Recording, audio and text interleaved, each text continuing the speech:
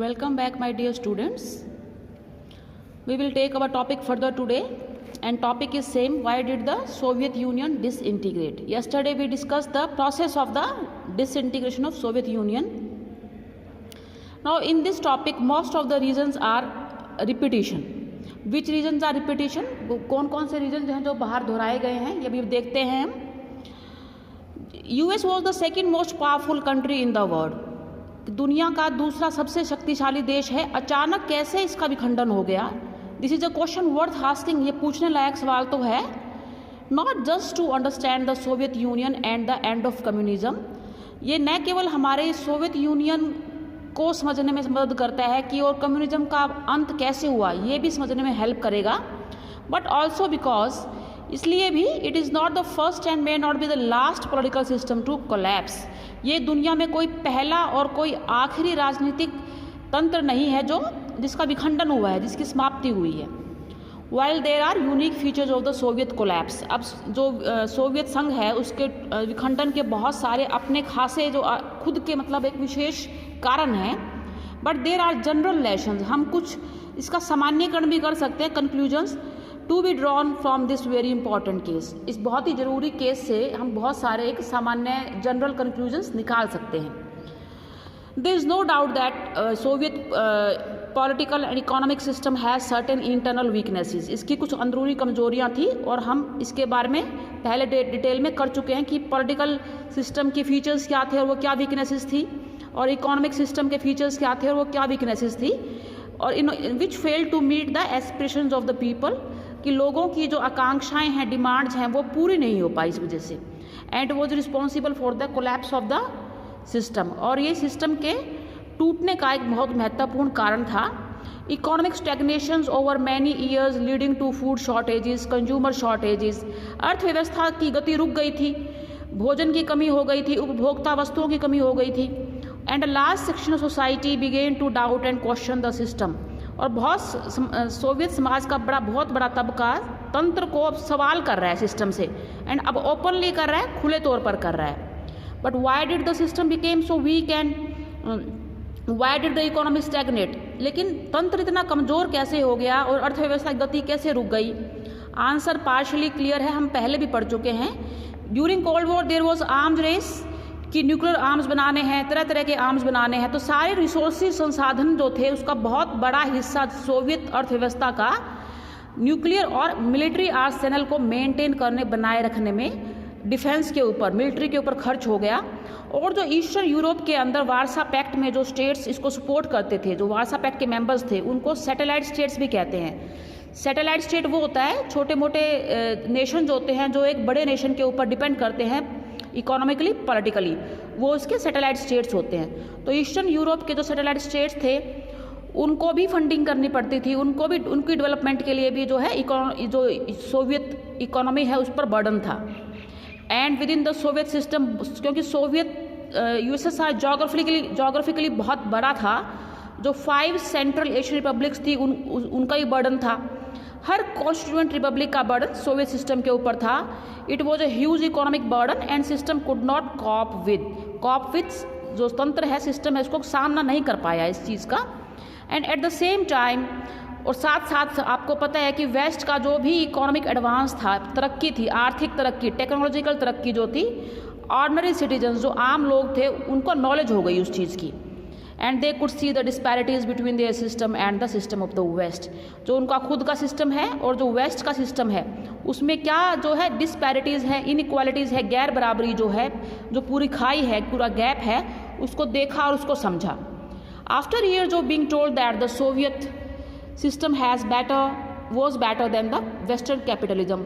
सालों से Soviet society को ये बताया जा रहा था कि जो कम्युनिस्ट सिस्टम है वो वेस्टर्न कैपिटलिज्म से बहुत बेटर है, बहुत बढ़िया है. लेकिन अब वो गैप देख पा रहे हैं कि वेस्टर्न जो कंट्रीज़ हैं they are much ahead in terms of economy, in terms of technology and in terms of political liberties.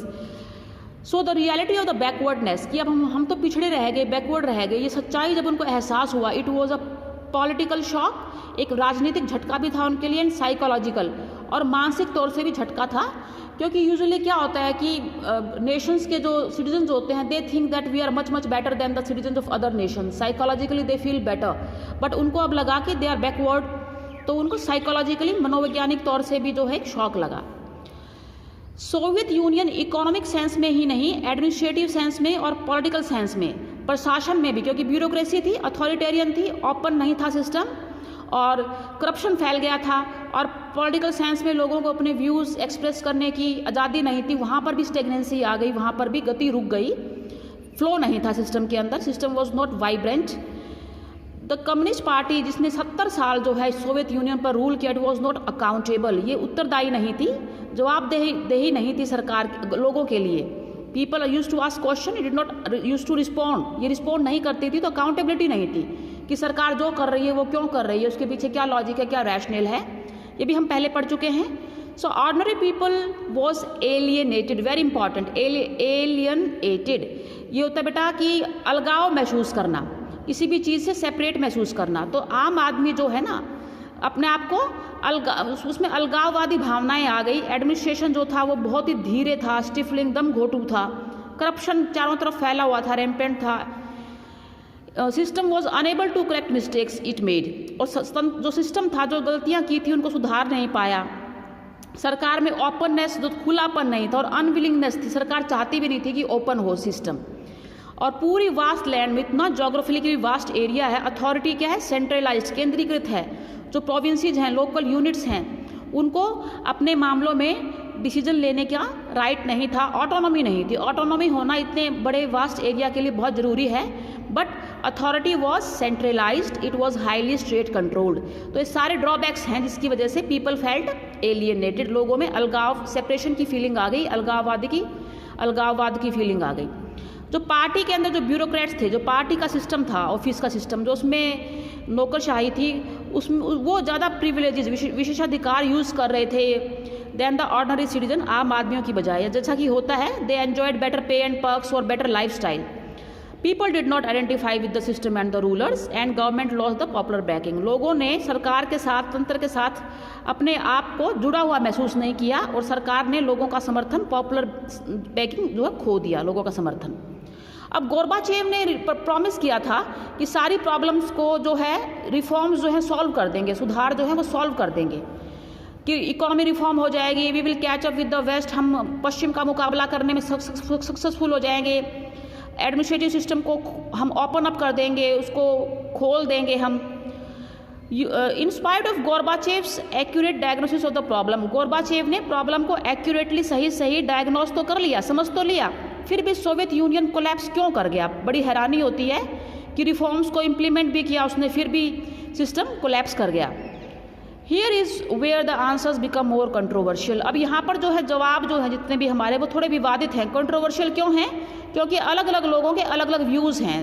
एक पिक्चर की डिफरेंट साइड्स होती हैं, we have to take into account all sides of a picture, तो therefore the thing becomes controversial, विवादित हो जाती है। And we have to depend on future historians to guide us better, maybe in future और ज़्यादा clarity आए और हमें और बेटर आंसर्स मिल सके। द मोस्ट बेसिक आंसर्स, जो सबसे आधारभूत जवाब जो मिला वो ये था कि जब गोर्बाचेव ने रिफॉर्म्स लागू किए, सुधार लागू किए और सिस्टम को ओपन कर दिया, लूजन करना होता है ओपन करना, he set in motion forces and expectations, उसने ऐसे कुछ जो थे फोर्सेस, यहाँ पर लेंगे हम शक्तियों को और कुछ ऐसी उम्मीदों को जो है सेट इन मोशन, एक तरीके से मतलब एक्टिवेट कर दिया, that few could have predicted, कि कुछ ही लोग अनुमान लगा पाए, and became virtually impossible to control, इसको नियंत्रित करना असंभव हो गया। ऐसा क्यों हुआ? बिकॉज सोवियत सोसाइटी के अंदर पहले लिबर्टी नहीं थी, फ्रीडम नहीं था।